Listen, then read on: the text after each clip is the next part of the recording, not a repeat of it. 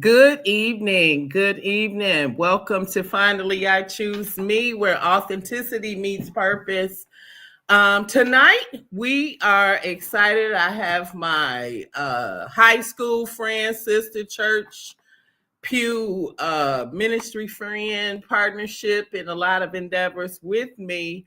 God did not give me like a script tonight or to present. I started off thinking about the Eastside SHEroes because if you don't know that the East Side of Detroit, just have a natural bond. If we run into somebody and we figure, hey, you from the East Side, then we automatically click. But this has been International Women's Month. And usually try to find someone to share their story, their journey. And I decided that this time, the shero that I will talk about is my own mom. And then with me, I have Elder Cheryl Coleman Brown, who have also lost her mom at a very early age and lost the women who raised her. And so this show is for the unsung Eastside SHEroes or who are no longer with us. And I thought, it was just a good idea to talk about, when you've lost your mom and being rooted in the East Side of Detroit. So for this, we're going to discuss our deceased parent, mother, grandmother, who raised us, and just to kind of share the impact, who they were, how people love them, how they love people. And in spite of challenges, how do you honor your shero if they are no longer with us? If it's grief that you may still experience. I know a lot of times Mother's Day, people run for Mother's Day, and we're just going to talk about it. So welcome Cheryl Coleman Brown to the show. I kind of freestyled. I didn't invite people. I just said, hey, if you want to join, let's just get on and talk. And so welcome to Finally I Choose Me. Well, thank you for having me on tonight. It is indeed a pleasure to share this space with you. And I'm looking forward to our dialogue on tonight to talk about the great women who have impacted our lives, who have made us the women that we are today. We have come a long way, and in that, mighty long way. And I'm certainly grateful for all my roller coaster rides. But every time, when you're on a roller coaster, the ride has to come to a stop. So I'm thankful for everything that I've experienced thus far in my life. So thank you. So I'm going to start off just by asking you first before I go into my journey. So Cheryl, I don't remember the moment, but I do know you were in high school when you lost both your parents, but for the sake of this show, you lost your mother at 16. Yeah, that is correct. So what do you want to share about that experience, but also being a teenager, still being young, what do you want to highlight about her strength or what it is that you experienced, even though we know our stories personally and they may not have been what we the ideal mother-daughter story, but the Bible tells us to honor thy mother and thy father, our days shall be longer. It also says parents don't provoke your children, but we're going to stay on the honor part because I think that matters, especially in today's society with so many broken relationships, so much grief, unfinished business, and you lose your mother. Yeah. I think my mother was, to me now, as I understand who I am as a woman, but I also understand her better. My mom was 42 years old when she passed away. She had, for many years, she had lived a good life, a certain portion of her life. But we know the trick of the enemy. Sometimes they come in a smooth taste in the form of a man.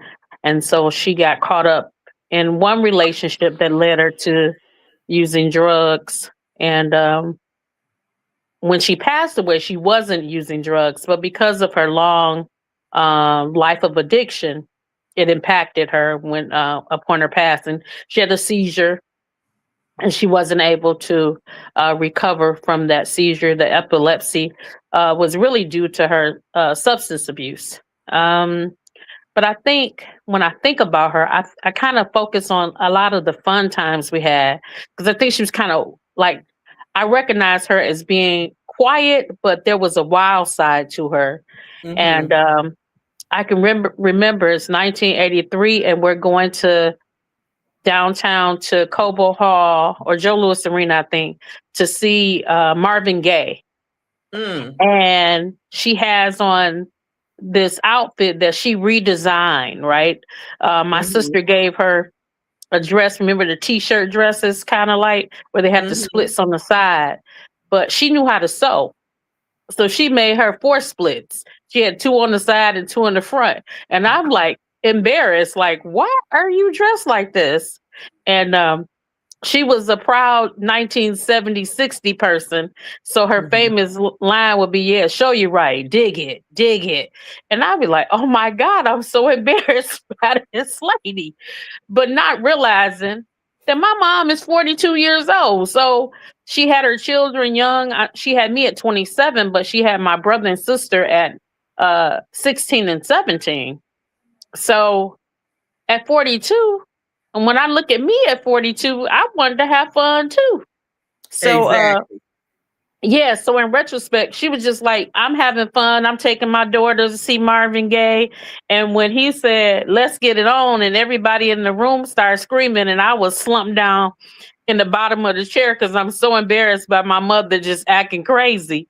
But now I know, like, okay, you just partying just like I would be partying, if I was out at a concert or something.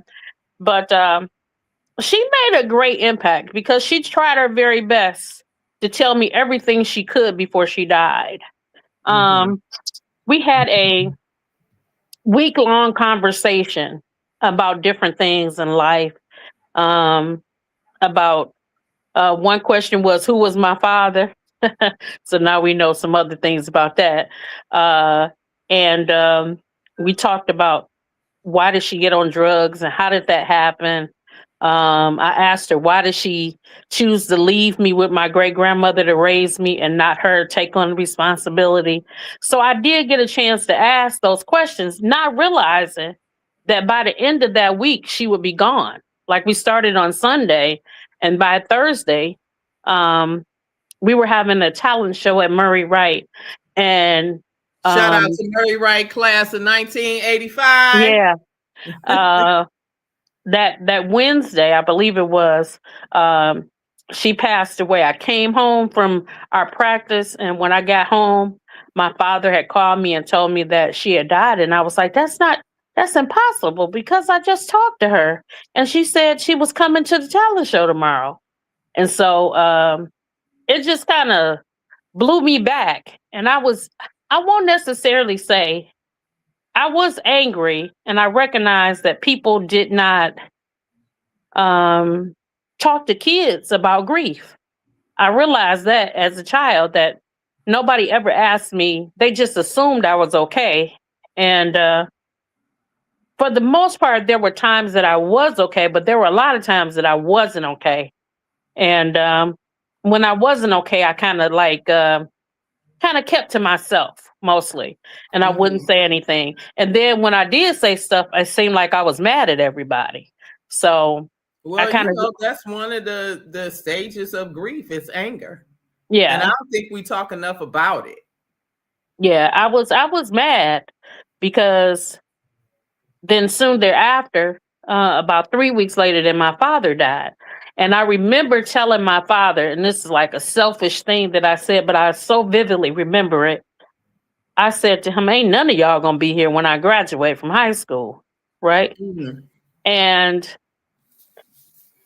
my great grandmother and grandmother were there, but my father died 3 weeks um, later.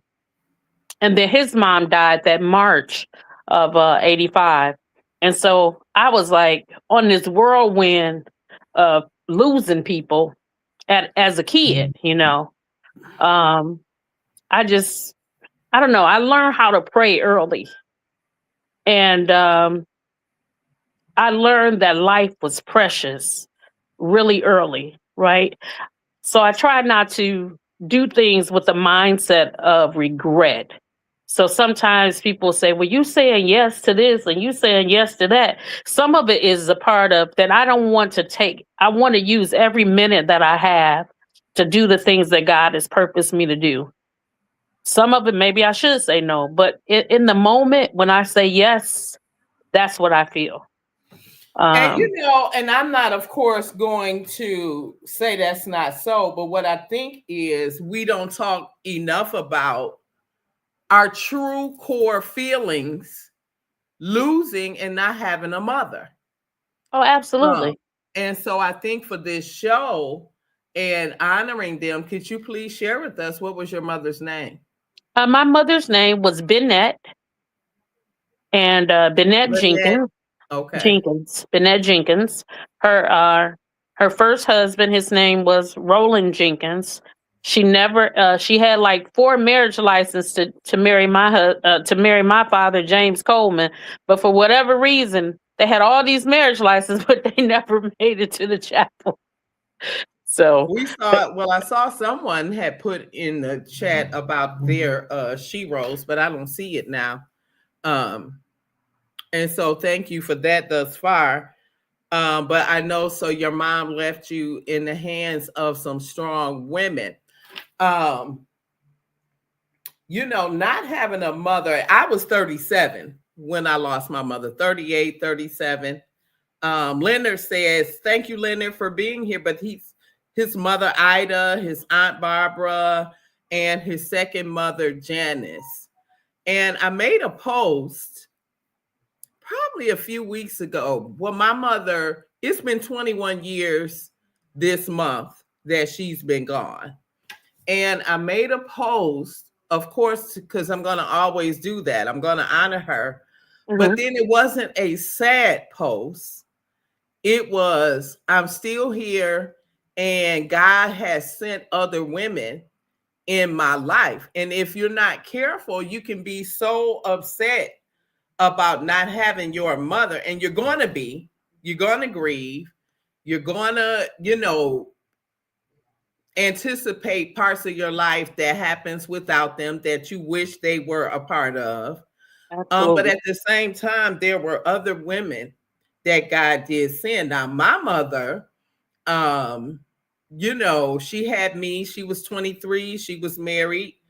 Um, and I just remember as a young girl, as a little girl, my mother was beautiful. I mean, she kept her makeup and hair, and she was really pretty. And, I remember just staring at her as she was putting her makeup on.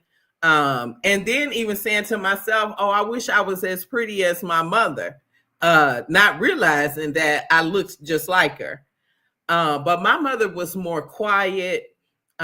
She was more, she kept things to herself.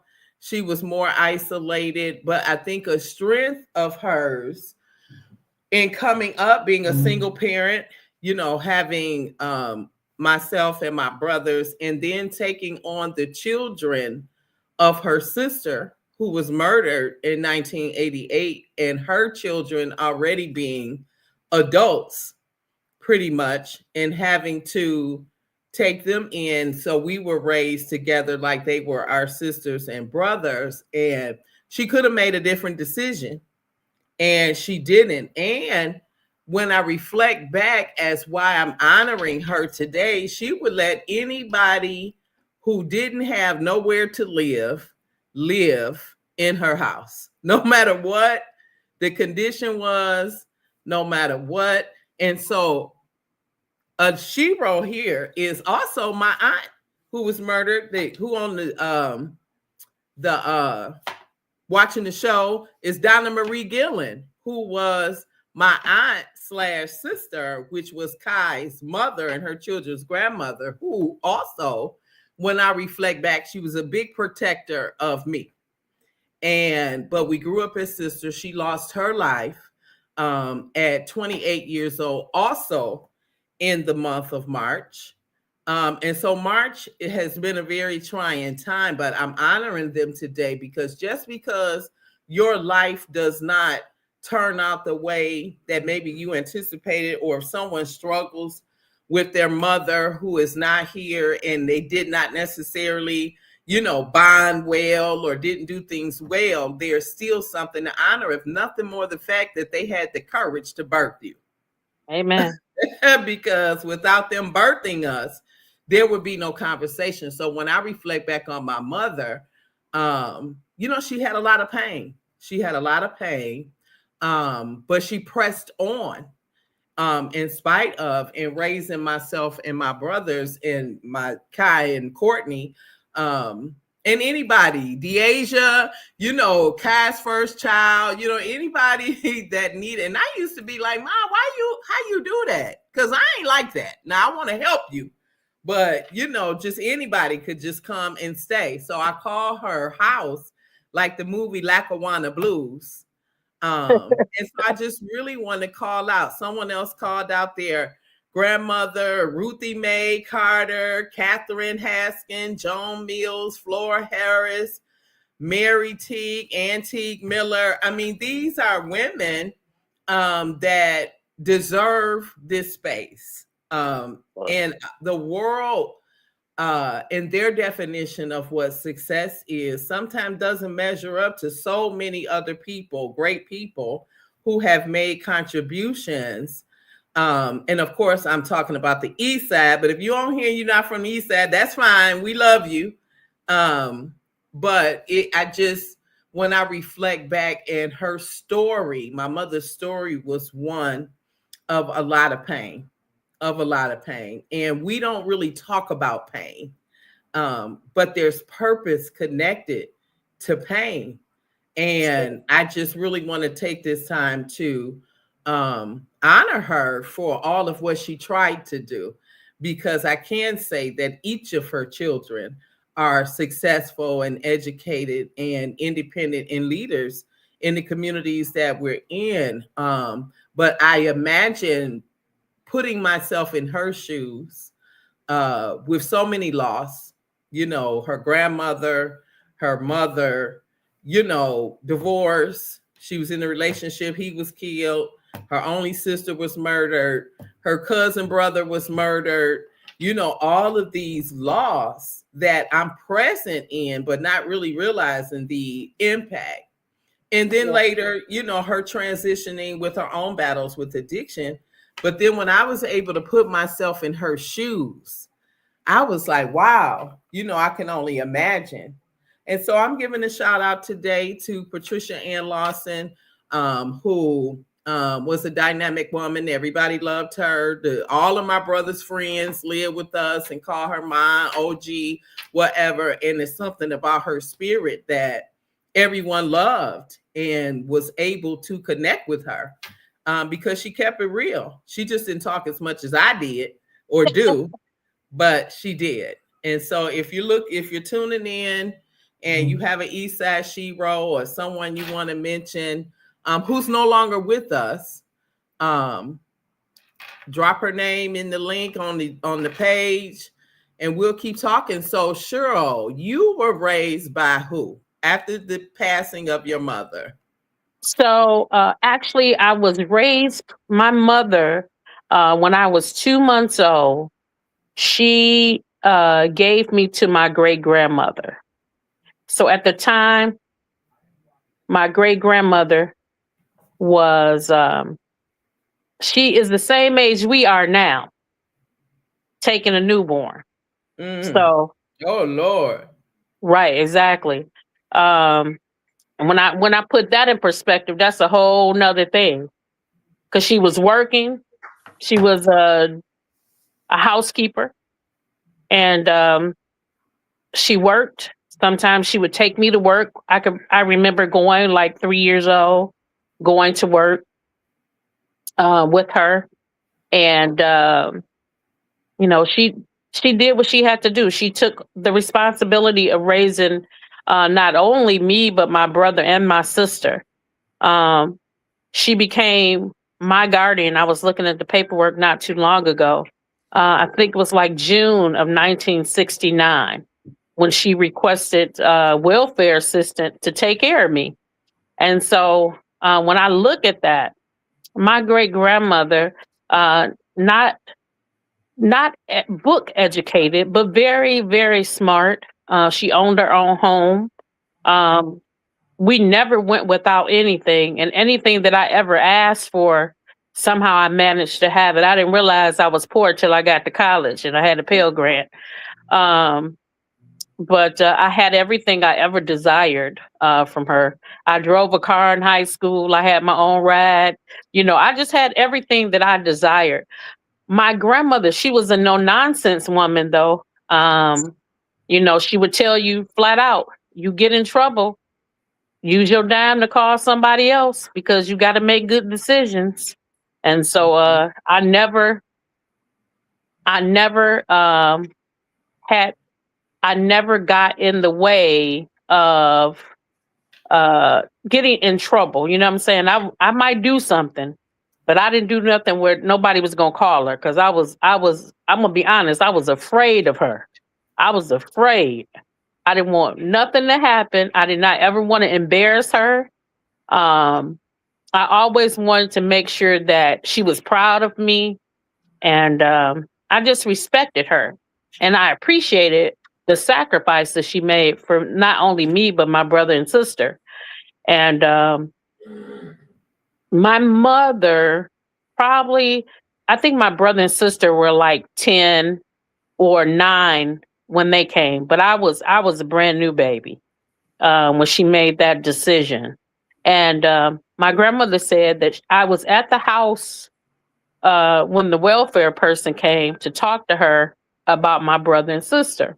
Mm-hmm. And I was on the couch, and the welfare lady, her name was Miss Johnson. And Miss Johnson asked my grandmother, "Well, what about that baby?" And my grandma said, "No, this baby just supposed to be visited." And Miss Johnson said, "No, Miss Jackson, I think you better add that baby too." And my grandmother said she went on ahead and added me. And she said from that time, my mother didn't, my mother would not come back home. She brought me, and I may not, I may see her at the time when I was little. I might have seen her like every 6 or 7 months, and then there would be times where I would see her more often. To me, it was like when I saw my mother, it was like a family friend coming to visit, right? Everybody else, we called her by her name. Um, there were no like my kids call me Ma, but we call my great grandmother Madia. Today, she was born today, March 29th, 1908. So this is kind of I don't know how this happened, but it did. And Divine. yeah, absolutely. Her name was Laura Jackson, and like your mother, she let some of everybody live with us. I mean, everybody. I'm like, why are these people here? I had one friend that was a neighbor, and she came and she sat and talked with my grandmother. And then one day she was living with us. And she lived with us not just like for a couple months, but she lived with us for years. I mean, years, you know. And she had a whole mother on the west side, but she lived with us for years. And my grandmother, to this day, Tamla will tell you that my grandmother saved her life. She told you, you Yeah. got to go to work, you got to go to school. You cannot be late. Don't be laying up depending on no man. She was just a straight shooter. Um, I could never miss church. No matter what I did all night long, she was knock on my bedroom door because no doors were ever closed in the house, unfortunately. But she would knock on the door and say, "You know what time it is?" And I was like, "Oh God, I gotta get up." Yes, get up. And I caught the bus to church, and she made sure I went. Um, she made sure that I understood what God meant. and how important it was to have a relationship with God. But I think I learned that more when my mother died, right? I think I really embraced that God to be my comforter and to be my friend and to be my helper when my mother died. Yeah. Well, But that's a blessing if you learned that at 16. yeah, I Uh, learned that at 16. Yeah. um, no one really talks about death, so we're honoring our departed women. So my grandmother, Ella Teresa Gillen, died when I was just 9. And but I remember like that picture of her washing, Oh wow. braiding, then twisting. Your hair had to dry on its own. You didn't Yeah. what no blow dry. And I swear to God, it used to take her 15 different ways to do my hair. And I had a lot of hair. My hair was as thick as this wig.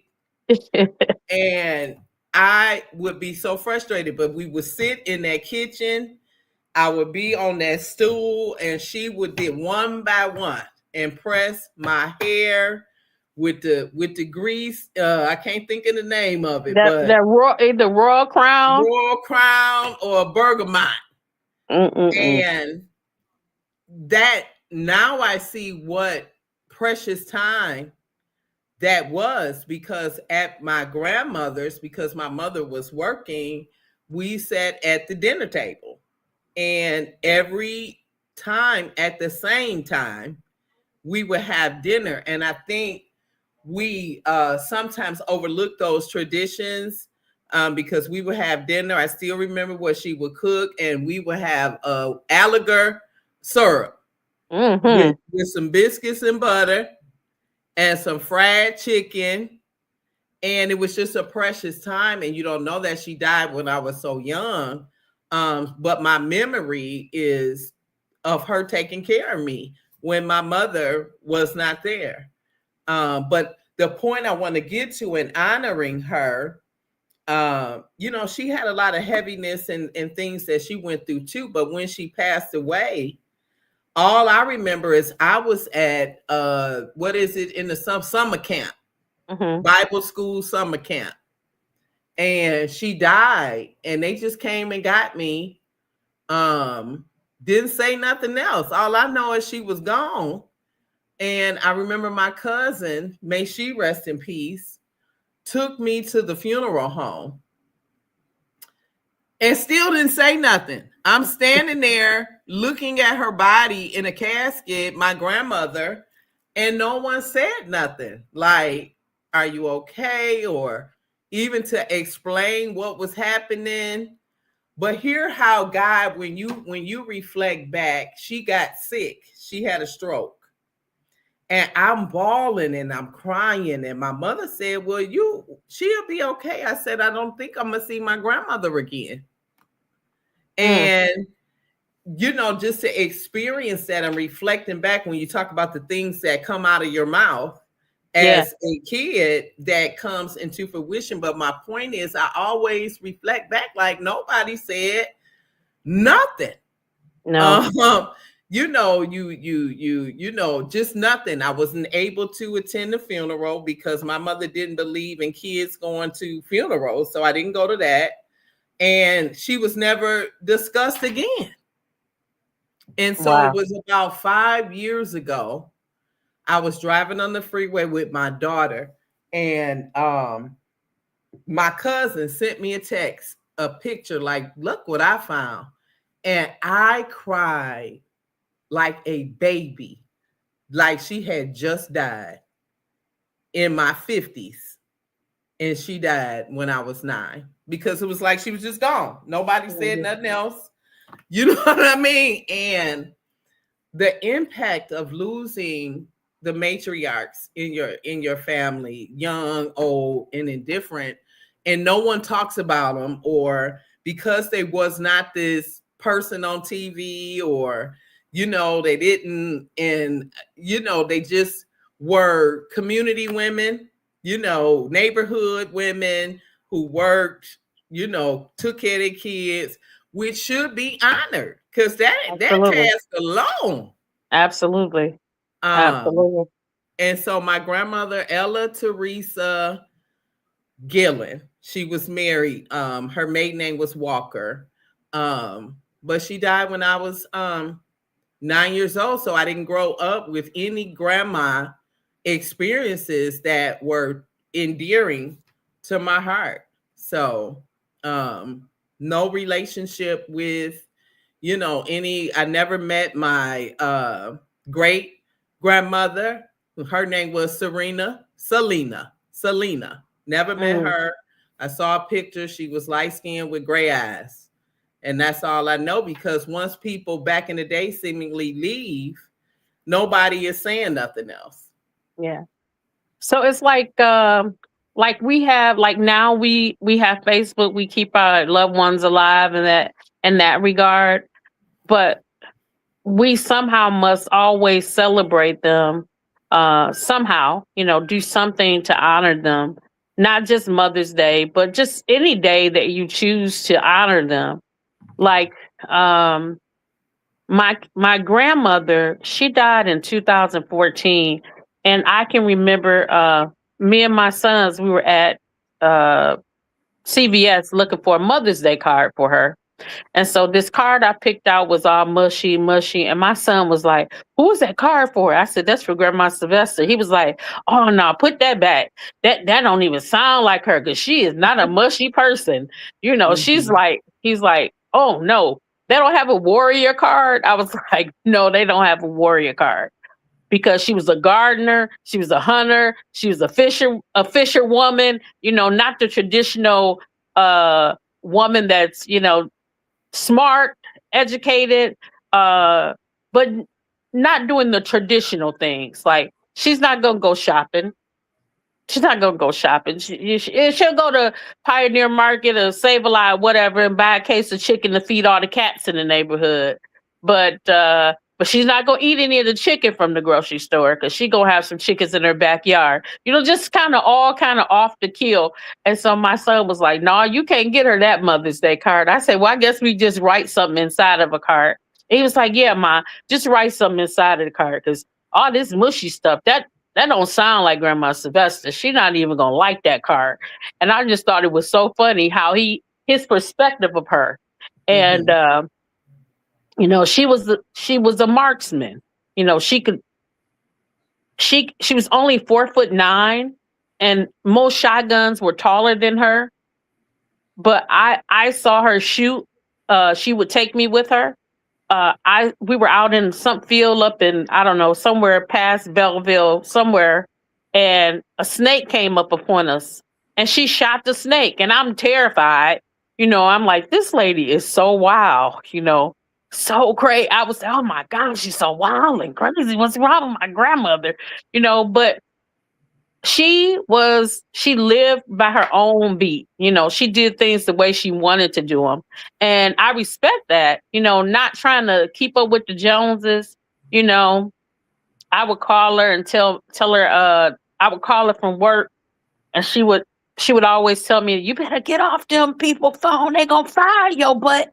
You better get off their phone." And I'd be like, "They not gonna fire." "No, no, no. When I worked at the place, if you got on them white folks' phone, they'll fire you."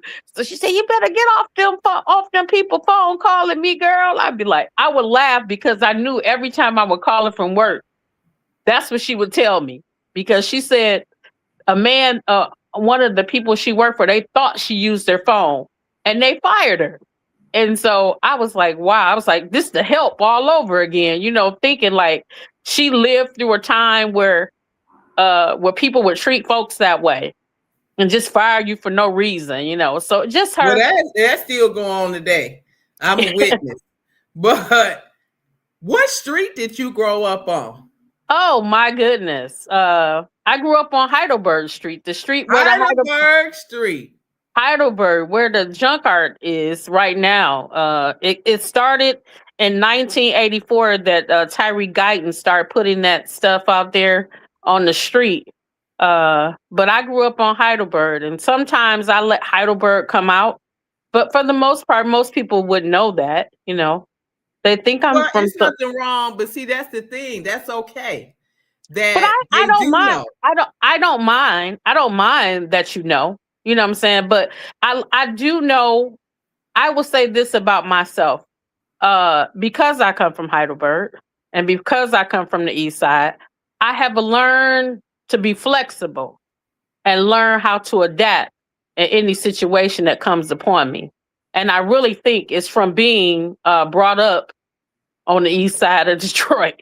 Well, it's a level of resilience. Somebody asked the question, what can we do to pass on lessons we learned? And I was sitting here thinking of maybe some of the things that my mother had me do that I was mad that I had to do.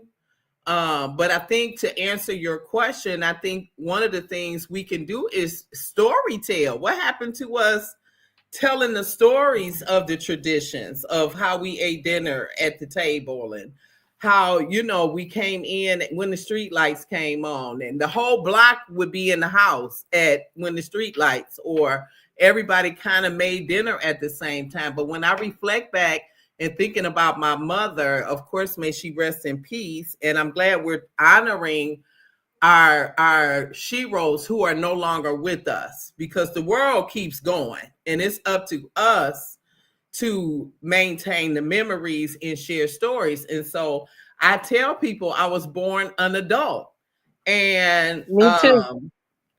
I'm cooking chicken at 6. Like, why am I cooking chicken at 6? What's the problem?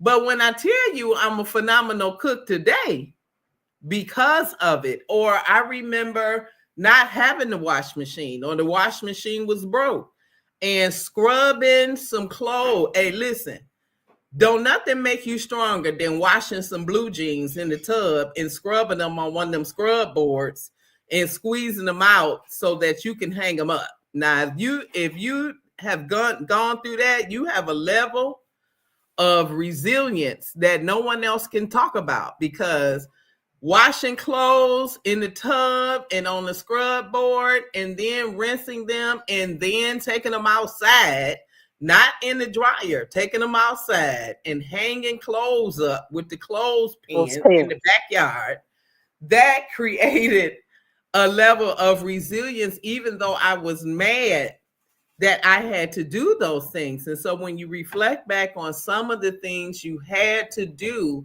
like now, if you to get help, you got to pay somebody. Well, we was told, get up and go over there and help your auntie clean that house up. Wasn't no Right. about no paying you to do nothing. So every Saturday, you get up early. After you wasn't watching TV, you were getting up and cleaning up. So there were some traditional things. And I think some of those traditions, although they may seem to be outdated, it created substance and resilience Yeah. that I'm not sure exist in the same way, Yeah. because of the things that we had to do. Wasn't no option. I couldn't say, no, can we do it later? Or Ma, I can't eat that. What you listen, I have sat at the table for hours until I ate what she said eat. Just period. Yeah. So that teaches you something, some tenacity. Yeah. And so not to minimize even those small types of lessons because you got feelings about it, or it didn't make you feel good. And But but so we don't but tend to talk about those things. but I think those things have given us the skill to survive, right? How to survive in the hardest of times when life makes a shift. You don't lose your mind. And when things change, you don't have the same amount of money. You got to shift with your meal planning or whatever you got going on. You got to make that change. I remember, like in 1972, my great grandmother's house caught on fire, and my mother lived around the corner at that time, and so she had to take us for a period of time. But my mother, she would mix up pills and all kinds of stuff. I don't know. She had every physician reference book in the house, so she knew how to mix up a concoction, right?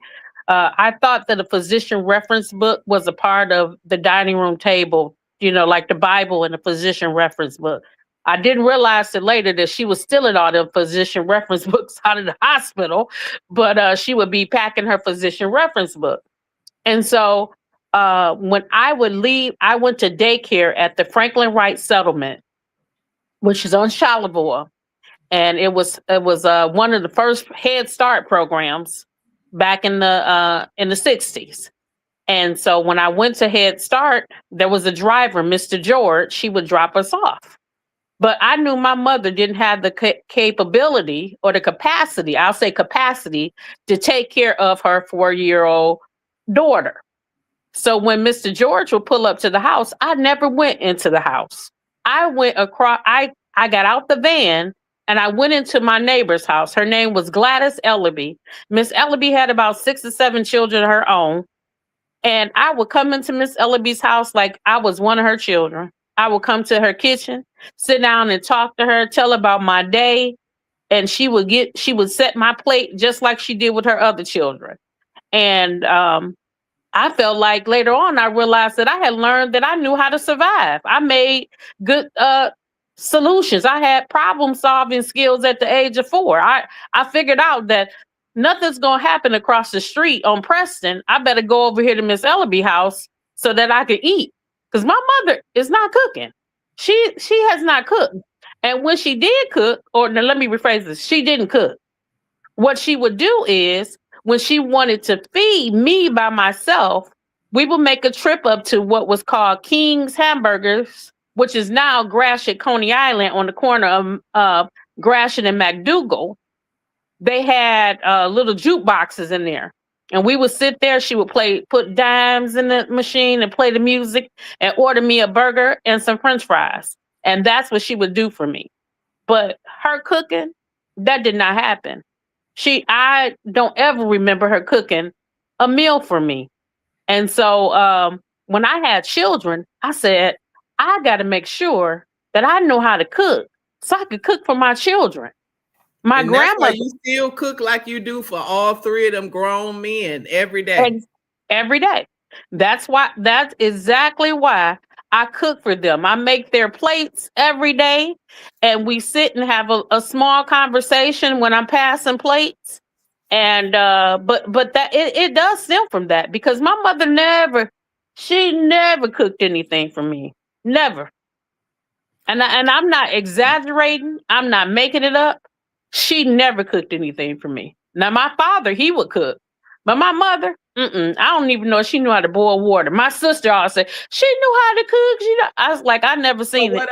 So what I'm hearing when we reflect on, and, of course, may your mother, your grandmother, and great-grandmother all rest in peace, is that sometimes it's not what you have or what you experience, what you don't experience, that sometimes propel you to a place to produce things that you didn't even experience yourself.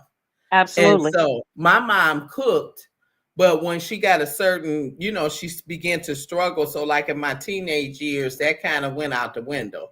And, I had already had a job at 12. I was a babysitter. So, me eating and buying my own school clothes started at 12 years old. Because here's the thing. The tough love syndrome was a real thing, and that don't mean abuse. It does today for some people, but that doesn't mean abuse. It was like, look, you got to figure it out. And if you can't figure it out, then that's too bad for you.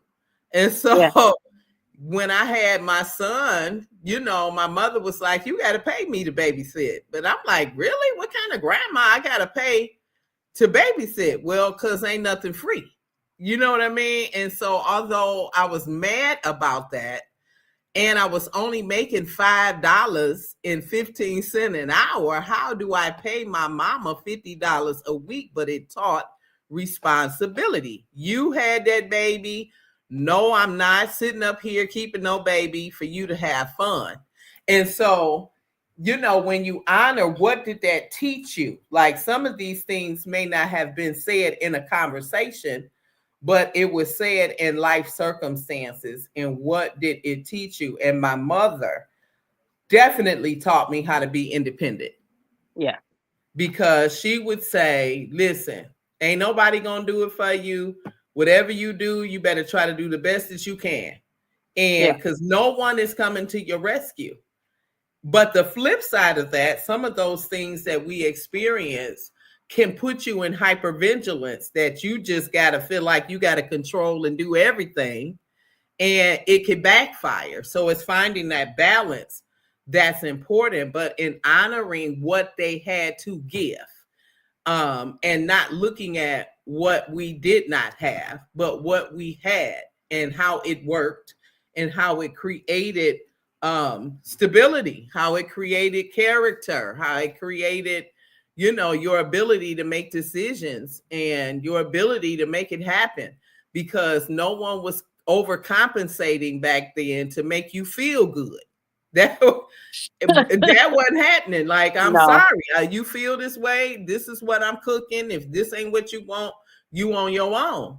And so that can also cause some level of anger if you're not careful. But what did it teach you? What did the anger teach you? What you thought should happen in your household that didn't happen? What did it teach you? What made you resilient? And then how do you, when you lose a mother, a grandmother, and there's unfinished business, because that's how you feel, how do you heal? How do you move forward? How do you mend your broken heart? Because you have things in your mind that you anticipate is going to happen with this parent or with this grandparent, and it just doesn't happen. And it leaves you disappointed when you lose someone, your mother, your grandmother, your godmother, who were the matriarch in your life. I always imagined that I would grow up and take my mother on a couple of trips. That didn't happen. And so how do you mend that? Because it's unfinished business. So we have to be creative and do things for other people Yeah.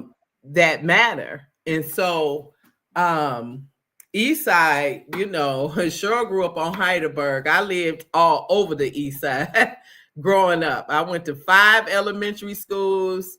I was all over the East Side. So shout out to 48214, 48213, 48205, 48224. All over the East Side. Do you hear me? So that's why I'm East Side till I die, because it's roots there of some really great happy times in spite of the struggle. Oh yeah. I wouldn't. I mean, when I think about my life, I don't. I know that there was some negative things, but overall, I believe I've had a wonderful life.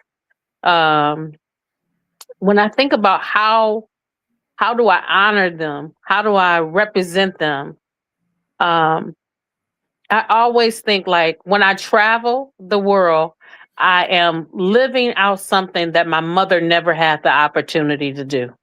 Right. I love to travel, but also when I travel, I think, man, she would have loved to seen this. Especially when I went to Rome, and she always used to watch all them old gladiator movies and stuff. And I like, wow, it's the Colosseum. How many times have I seen this in a movie?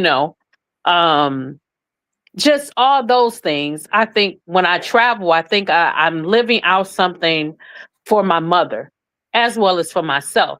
But I think that her life was shortened. So therefore, she didn't get to do everything that she wanted to do. And so or I don't know if that was her desire, right? I never got a chance to ask that question. But I do believe when I travel, I think I honor her. Um, when I love on my children, I think that I honor my great grandmother especially, um, because she was so adamant of me how I would raise these boys to be Yeah. men, right? Yeah.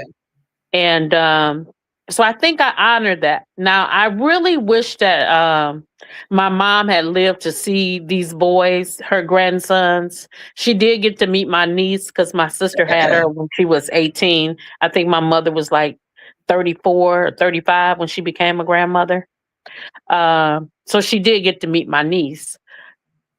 But I really think how I honor them is to never be ashamed of where I come from and who I come from. Right. You know, that's a great point. Someone asked, "What was the stigma about the East Side?" Now, I haven't researched it because, for one, I do have an answer, but the East Side has a amazing historical history of Black-owned businesses and Black Bottom and Paradise Valley and all of those until I-75 came in to create the freeway, and those things were eradicated. But the stigma with women growing up is women from the East Side is hardcore. We like, gang bangers, and but there's a level of authenticity, and there was always this comparison between East Side women and West Side women, but I know some bad East Side women who started off in the trenches, who have some amazing testimonies, and I'm one of them, you know and so not to my own horn, but I am one of them. And so just being clear about where we come from is so important. And I think as women, middle-aged women, I don't know if we really senior citizens, Cheryl, at this point. She refused to believe that if you over 55, you are a senior citizen, that we share these stories, that whenever we get an opportunity with the younger generation who believe that they got it hard, and they do, with social media and all of these different components, AI now and all of this, we didn't have that. And so we had more solidarity.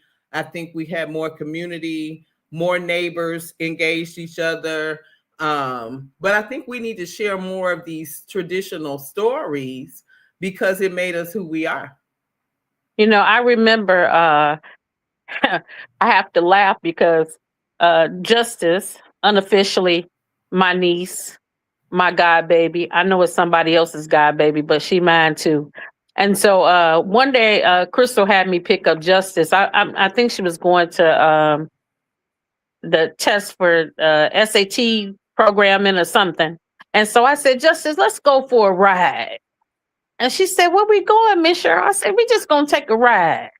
So I drove real slow down Mack Avenue, and there was some ladies on the corner. She said, what are they doing? So they working. She said, well, ain't no building here. Like, no, they working. They street workers. She's like, what? And then we kept riding down Mack. And then I took her to Dairy Queen on Mack and across Mack and Burns. Fisher. Mack and Fisher, yeah. Mack and Fisher. And so she was like, why are these, nobody's ordering. So she makes this observation. Now, she's probably about 13. She says, nobody's ordering ice cream. Isn't this Dairy Queen? Everybody was ordering French fries and coney dogs and fish sandwiches. Nobody ordered a milkshake or an ice cream sandwich. She's like, this is crazy. Nobody's ordering ice cream. Is this Dairy Queen? I was like, no, this is something else. And so we stood in line for a long time. And I was like, this is the culture. This is where we come from. When you can go to Dairy Queen and get a whole steak and a fish sandwich and everything. So I think sometimes we have to embrace where we come from and we do. We experience it.